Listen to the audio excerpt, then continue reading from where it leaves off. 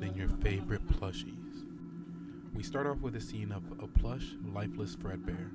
This is quickly established to be his favorite plushie, as it quickly reassures him to be calm. He had company as long as it was around.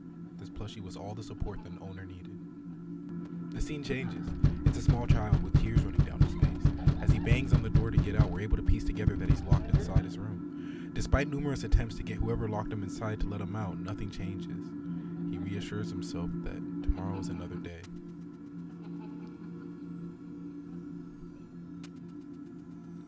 The child is in his room again.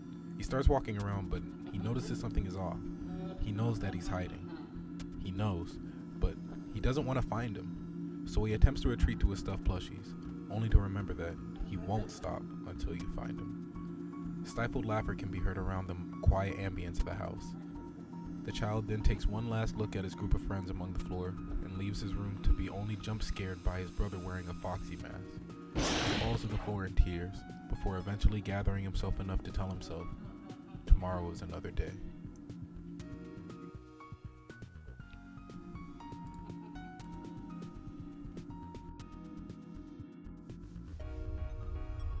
Well, tomorrow arrives, and this time, the child is found weeping underneath the table, curled up in the same ball he tends to when overwhelmed. This time, with no Fredbear plushie, the friendly painting of the mascot was just enough to substitute for his friend at home for the moment. Suddenly, he realizes that there's a chance for escape, so the child stands up and attempts towards the exit. But then he's stopped by an employee inside a Fazbear suit, so he begins the other way, just hoping to find anyone who could help. Though he doesn't make it far before he realizes to make it any further, he'd have to brave his way past those things.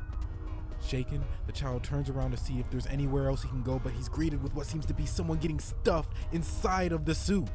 So he quickly turns back the other way, having found the courage to run past the animatronics, but was quickly stopped by an employee and fell to the ground, weeping to himself that tomorrow is another day. Again, the brother has left his sibling at this establishment he hates.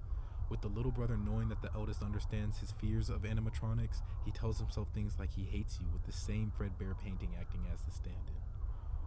He realizes that this time he can leave, though in his panic he ends up running the wrong way, before being stopped by Fredbear saying, "No, don't you remember what you saw? The exit is the other way," recalling the events of yesterday. So the child flees. On the way home, various kids talk to him, sharing rumors of establishments, excitements, murders, and excitements about his upcoming birthday party.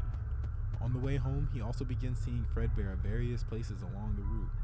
He ignores this for the moment and continues. Talking to the neighborly kids do nothing but make him feel more nervous about the upcoming party. He's already beginning to hallucinate and see Fredbear at places he knows that he's not really at. He believes that he's seen him in the sewers, on flower heads, but nobody else seems to confirm this. As a matter of fact, nobody else seems to even see him.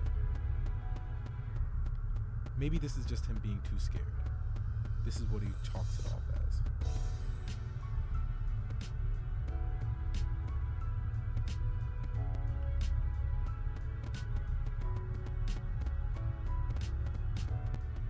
That's exactly what it is, by the way.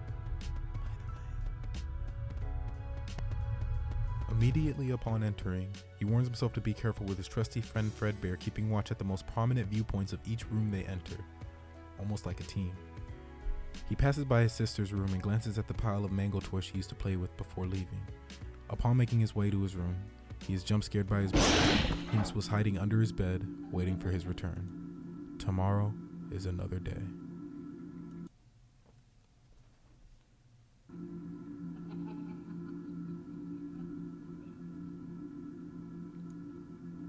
It's dark.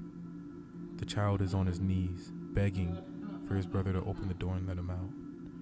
He can't hear anything except for the overwhelming silence of the room and the hysterical laughter of the children on the other side.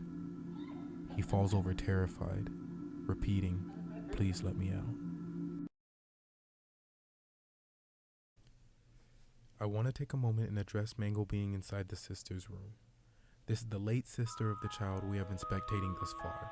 In the minigame from FNAF 3, Mango's Quest, We play as Mangle as it collects its parts to put itself back together while avoiding kids trying to do the opposite.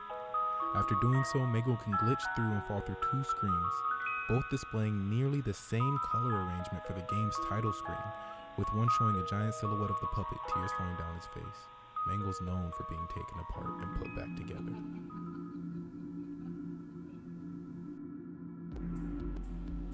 The child is surrounded by his older brother and friends. He recognized the one in the Freddy mask from the other day on the way home. It is worth noting that two of the bullies here, being Freddy and Foxy, share distinct personality traits, with Foxy hiding until found, or Freddy's niche of laughter being shared with this hysterical character who always seems to be laughing. Along with this, the foreshadowing done earlier with the Fredbear and Friends Easter egg lines up with this all too well in its own right. We are looking at the very group that will go on to possess the main line of animatronics.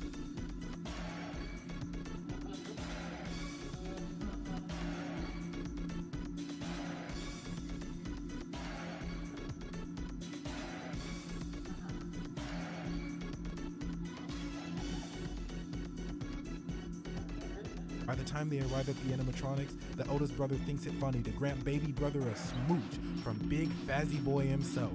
Unfortunately, this ends the monster mash and causes the first half of the bite.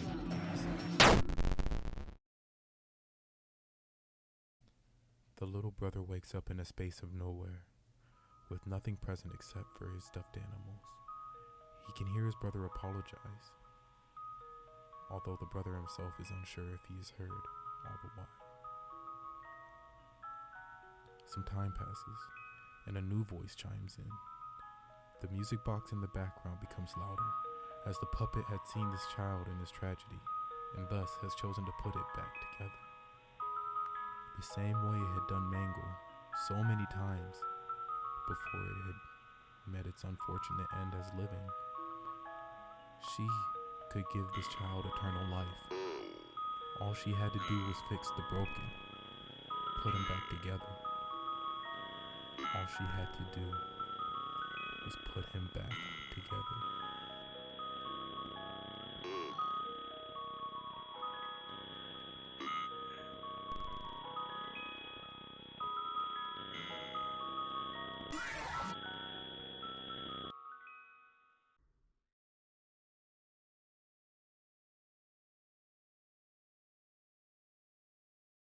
So, what's in the box?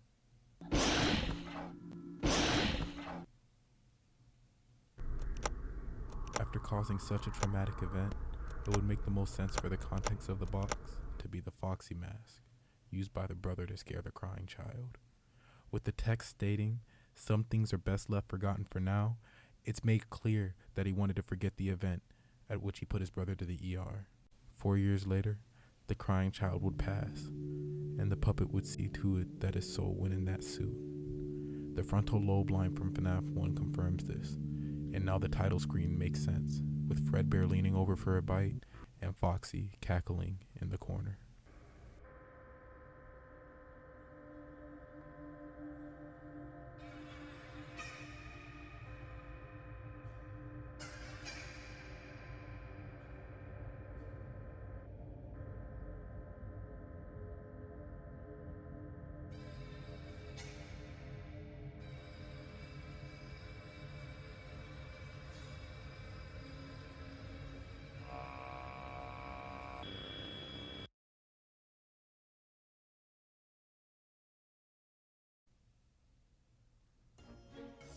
After this event, the franchise shut down and reopened as a new state-of-the-art pizzeria with animatronics specifically designed to seek out and stop those who appear on criminal databases.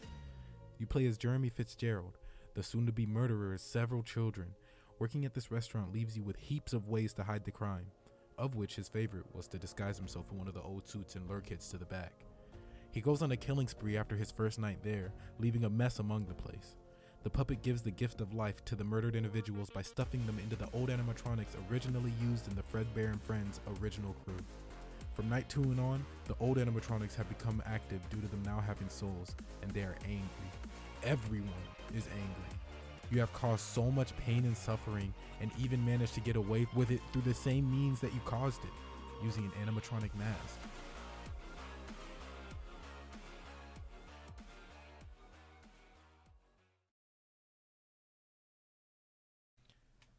Fast forward to the first game's location, Freddy Fazbear's Pizza. Again, you are the murderer. Although this time, not to raise any suspicion, you undergo the name of Mike Schmidt. This explains the animatronics' motives towards your being there. In Five Nights at Freddy's 2, there are cutscenes showing the animatronics progressively becoming more uneasy and upset as the nights pass by without bringing the murderer to the same fate they met.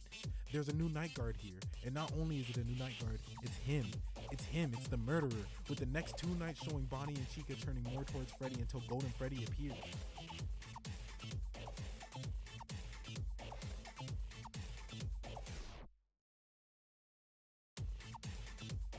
The first one is the puppet seeming to awaken the spirit inside Freddy, as it's time to take vengeance, with the next 2 nights showing Bonnie and Chica turning more towards Freddy until Golden Freddy appears. It's time. The murderer is here. The one who's begun all of these horrible events is here. It is also worth noting that they are the most agitated after night 3, the night that Freddy first begins to move in the first game. You are being haunted by the very children you murdered all those years ago. The guilt of carrying around what you've done hasn't been so bad, but the hauntings have been making you go crazy.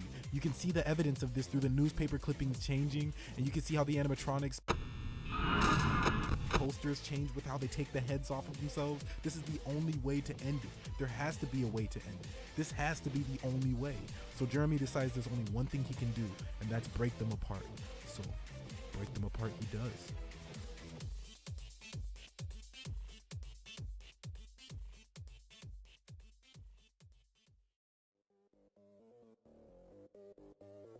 However, through doing this, he accidentally releases their souls and is chased into the same back room where the company was keeping his old mascot killing uniform.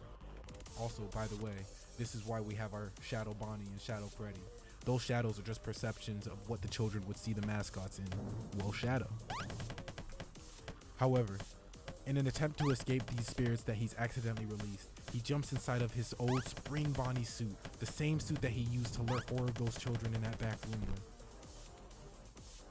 He jumps inside, laughs, his suit malfunctions. The moistened spring locks come loose and lock him inside of his old murder weapon. The ghosts fade away, still unable to rest, as he lived.